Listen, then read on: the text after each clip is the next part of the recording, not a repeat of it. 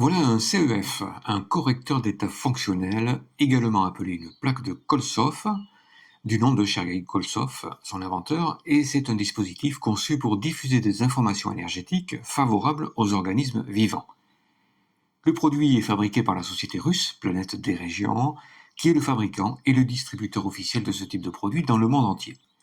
Selon les quelques indications qu'on peut trouver concernant la fabrication de ce type de produit, les CEF sont fabriqués à partir d'une résine ferromagnétique spéciale développée dans les années 50 en ex-URSS pour l'industrie aérospatiale et militaire. Cette résine est quadrillée par des ions de fer permettant d'enregistrer des fréquences électromagnétiques uniques. Et sur le site, on peut lire la description de ce produit en particulier, conçu pour soutenir un profond renouvellement intérieur, la résilience émotionnelle et un sentiment de soi plus fort. Bref, le discours marketing habituel pour ce type de produit vendu sur Internet, et nous, on va oublier ce discours un moment et vérifier avec notre pendule toutes les ondes que cette plaque émet pour en tirer nous-mêmes les conclusions qui s'imposent. On va analyser ce produit selon notre protocole habituel, en commençant par la découverte des ondes magnétiques, puis les ondes électriques, les ondes radioactives, les infra- et les ultra-ondes, et enfin les ondes d'urène. On va utiliser cette feuille qui va nous aider à suivre ce protocole de recherche sans rien oublier. Et on terminera cette analyse avec le calcul des hauteurs et des longueurs d'onde, atomiques et pendulaires, de ce produit, et on ajoutera pour finir qu'on n'a aucune sorte d'affiliation avec l'entreprise qui fabrique ce produit, et que dans tous les cas, c'est notre pendule et lui seul qui va nous faire découvrir l'utilité ou non de ce produit. Première étape qu'on ne va pas détailler ici, ni ici, ni d'ailleurs, ni dans aucune autre vidéo, parce qu'on l'a assimilé une fois pour toutes, c'est le positionnement en fonction du champ magnétique face à l'ouest. Comme l'objet est de forme allongée, on le positionne sur le plan de travail de façon à ce que sa longueur soit sur l'axe nord-sud. Pour découvrir les ondes magnétiques positives, on positionne les aiguilles de l'antenne horizontalement, les deux aiguilles pôle positif vers l'avant, et on lance le pendule juste au-dessus de la plaque. Il ne capte aucune onde magnétique positive. Pour découvrir les ondes magnétiques négatives, on positionne les aiguilles de l'antenne horizontalement, les deux aiguilles pôle négatif vers l'avant, et on lance le pendule juste au-dessus de la plaque. Et il ne capte aucune onde magnétique négative. Pour découvrir les ondes magnétiques positives et négatives, on positionne les aiguilles de l'antenne horizontalement, en position inverse, et on lance le pendule juste au-dessus de la plaque. Il change d'orientation, il oscille en direction de l'ouest, et on compte le nombre d'oscillations.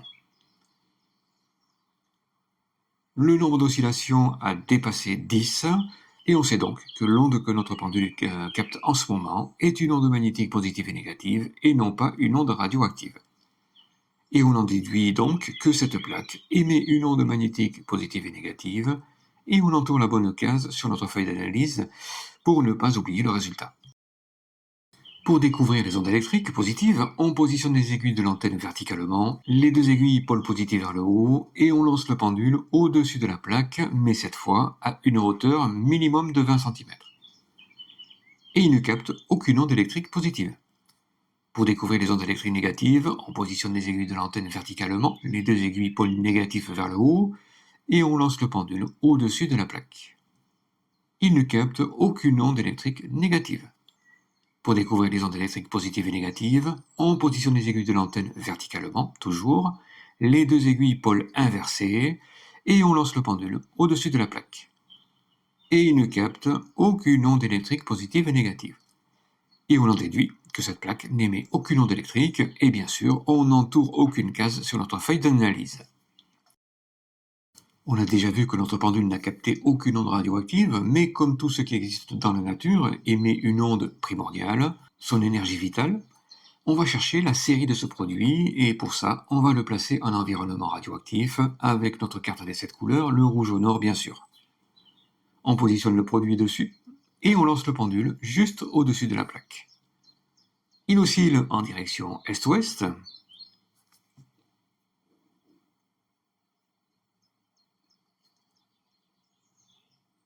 Il gire à droite.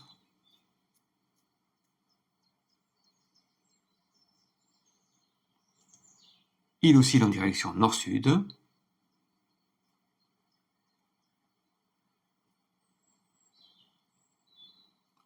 Il gire à gauche.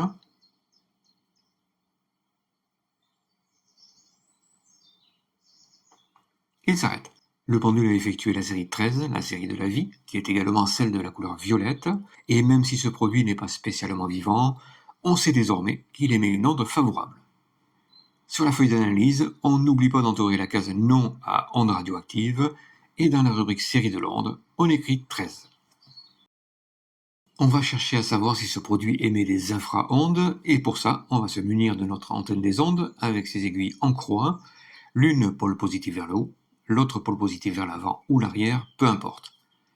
On lance le pendule au-dessus de la plaque, il change d'orientation et oscille vers l'ouest, il change encore d'orientation et oscille vers le sud, il change à nouveau d'orientation et oscille vers l'ouest.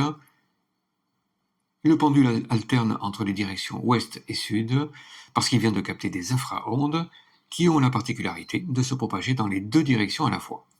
Reste à savoir quel type d'infraonde il a capté, et pour le savoir, on va se munir de nos 3 cartes de couleurs, verte, blanche et noire. Pour savoir si ce produit émet des infraverts, on garde l'antenne des ondes en main, et on prend la carte de couleur verte, et on lance le pendule. Il change d'orientation, et oscille vers le sud, et il continue d'osciller dans cette direction sud. Et on en déduit que ce produit émet des infraverts. Pour savoir si ce produit émet des infrablancs, on garde l'antenne des ondes en main et on prend la carte de couleur blanche et on lance le pendule. Il continue d'osciller en mode recherche, il ne capte aucun infrablanc. Et s'il ne capte aucun infrablanc, peu importe qu'il capte ou non des infranoirs, on sait déjà qu'on ne trouvera aucune onde de Turenne ici et on peut arrêter l'analyse à ce stade. Au final, on entoure la case oui concernant les infraondes et les infraverts, et non pour les infrablancs et les infranoirs.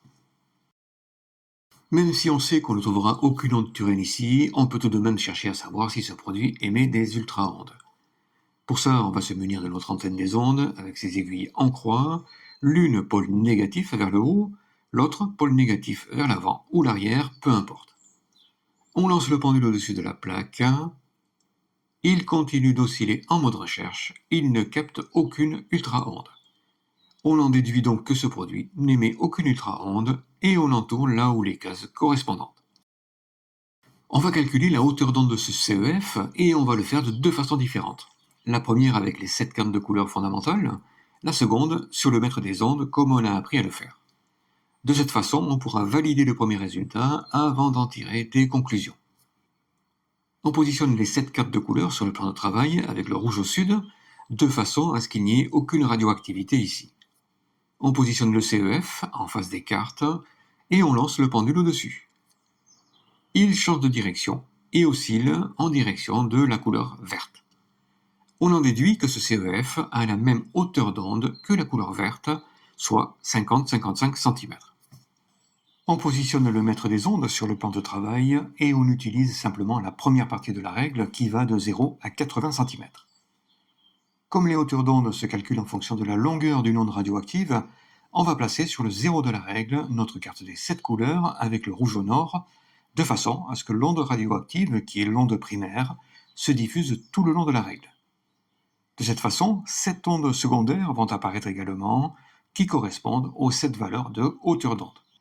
On positionne le CEF n'importe où sur la règle, sauf aux endroits qui délimitent ces valeurs de hauteur d'onde, et on lance le pendule sur chaque valeur de hauteur d'onde. À 13 cm, le pendule ne capte rien. À 19 cm, le pendule ne capte rien. À 25 cm, le pendule ne capte rien. À 50-55 cm, le pendule change d'orientation et oscille en direction est-ouest. On en déduit que l'onde émise par le CEF doit avoir une longueur d'onde de 50-55 cm. Pour être certain de cette conclusion, on effectue une vérification de la mesure sur le mètre des ondes et on positionne le CEF directement sur la valeur de hauteur d'onde 50-55 et on lance le pendule sur les autres valeurs. À 13 cm, le pendule change d'orientation et oscille en direction est-ouest, ce qui indique que les ondes secondaires sont réapparues. À 19 cm, le pendule change d'orientation et oscille en direction est-ouest. À 25 cm, les ondes secondaires sont réapparues également, et on pourrait effectuer ce test sur chacune des valeurs et on constaterait que toutes les ondes secondaires sont réapparues, simplement parce que le produit est positionné sur sa bonne valeur de hauteur d'onde. À ce stade de l'analyse, on peut dire que ce produit émet 3 types d'ondes très particulières. Une onde magnétique positive et négative, qui est toujours bénéfique à l'homme, une onde de série 13, la série de la vie, que l'on retrouve systématiquement sur tous les produits vivants ou favorables à l'homme, et des infraverts qui servent à augmenter la longueur d'onde de nos cellules.